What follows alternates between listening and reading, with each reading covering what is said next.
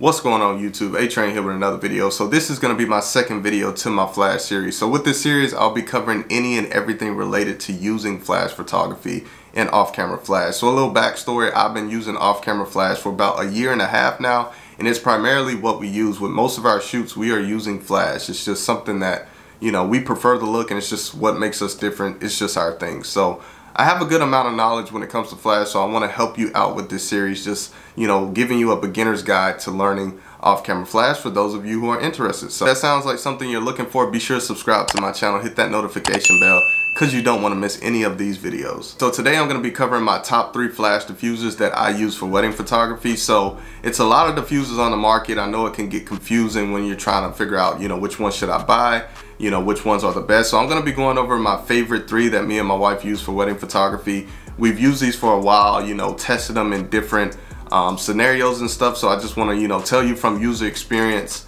why these are our favorite. I'm also going to be showing you image examples so you can see, you know, just what kind of light these diffusers produce. So stay tuned. All right, let's get straight into it. So the first diffuser that I want to talk about is the Mag Sphere. So if you're someone who shoots weddings or you're looking to getting into wedding photography, you definitely want to check out Mag products. I love the ease of use. They're super easy to use and they're super fast. And I think speed is so important when it comes to shooting weddings, because you're not gonna have a lot of time to set up stuff and do this and that. You have to be quick. So I personally like to use the Mag Sphere when I'm shooting wedding portraits, and I also really like to use it during the reception. And when I'm using it during the reception, I like to use it off camera. So you can use it on camera or off camera, but for the reception, I prefer to use it off camera.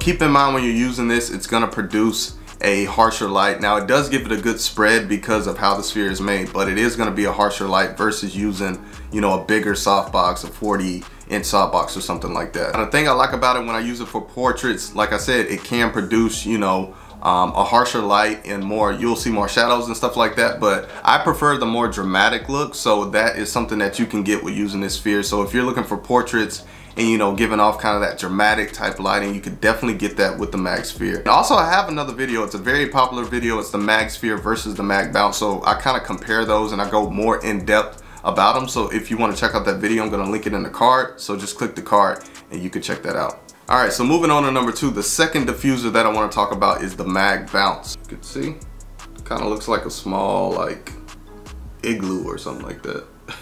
Right, so with the Mag Bounce, that is more for situations where you need to bounce your light, or maybe you just want to bounce your light. Now with weddings, you know, depending on where you're shooting at, it's going to be some situations where you don't have, you know, places to bounce your light. So this is where the Mag Bounce really comes in handy, because you could bounce your light on your camera or off your camera, and you don't need to worry about having white walls or, you know, things around you to bounce your light off. You could just use this diffuser right here. So with this, you're gonna mount it on your flash, and what it does is the light comes up through here, it hits this and it bounces wherever you want it to do. So this is a pretty cool diffuser. I like to use it a lot. Now with this diffuser, I prefer to use this one on camera. I just like the look that it gives off. I like to use it during wedding receptions. That's when I'm mainly using this one, but you can use it off camera if you want. And I'm gonna put pictures on the screen to show you examples of when I did use it off camera, how it looks, and I'll show you on camera also.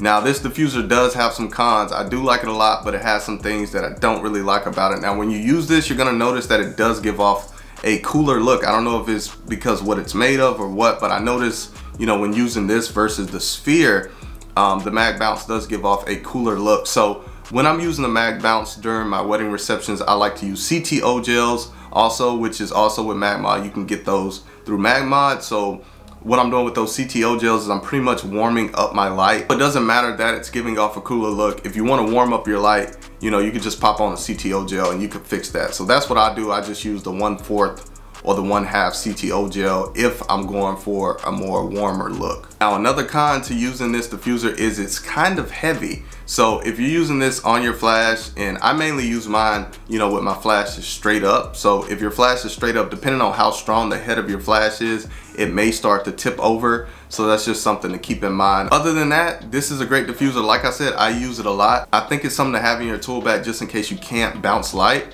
And just having that available just in case you need it, because some receptions, you know, you don't know how high the ceilings are gonna be, you don't know what color they're gonna be, so the mag bounce can really come in handy, and you can just pop that on your flash and bounce it off the mag bounce, and you know, you can still get some really good photos. So the third diffuser I want to talk about is the Rogue Flashbender 2. So I got this diffuser from my wife. She's usually a second shooter, so I'm mainly using the mag bounce and the mag sphere, so I got this one for her. And let me tell you, I was really surprised by this diffuser. My wife, she loves it too. I'm not saying I didn't expect it to work, but it produces some really nice lighting. With this one, you're pretty much going to mount it on your camera, and it kind of acts like the mag bounce. So the light is gonna come up and it's gonna bounce off the surface of this diffuser. So now with this one, it does produce a really soft light, and it also produces a really nice catch light in your subject's face. So that's something else, you know, they don't have that dead zombie look.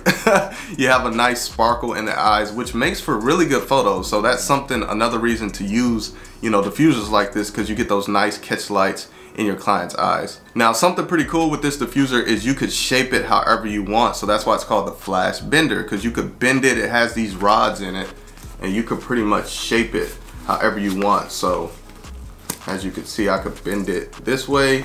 You could even, you know, make it kind of like one of these, so you could really make your light directional. So I think that's pretty cool. I highly recommend this Flashbender, and they also have different sizes. I think you could get one smaller than this one, and they have a really big one. I think it's called a Flashbender XL, which I'm looking into getting. I might get that one. If I do, I'll do a review on it. But the Flashbender it's probably one of my favorites. It produces nice catch lights, a nice spread, just a beautiful soft light. It's not harsh at all. It produces a really good soft light. And you know, if you're in situations where you just want to soften that light, or maybe you need something to bounce off of, the Flashbender is really good. And plus, you could shape the light however you want, because you can bend it and, you know, move it around, and however you want to shape that light, you could do that with this diffuser. So I'd highly recommend looking into the Flashbender 2. For those of you who are new to flashing and wondering, like, how do I set up my lights? You know, what transmitters do I need? What flashes do I need? I actually made a video where I cover all that, how to set up, you know, your off-camera flashes, where I talk about the transmitters, how to communicate them, and I also talk about, you know, different flashes that I use. So I'm gonna put that on the card on the screen. Just click that, and it'll take you right over to that video. I really think it can help you out a lot, so be sure to check it out. If you enjoyed this video, be sure to drop a like, subscribe to the channel. I post new videos every single week. I will see y'all in my next video. Peace.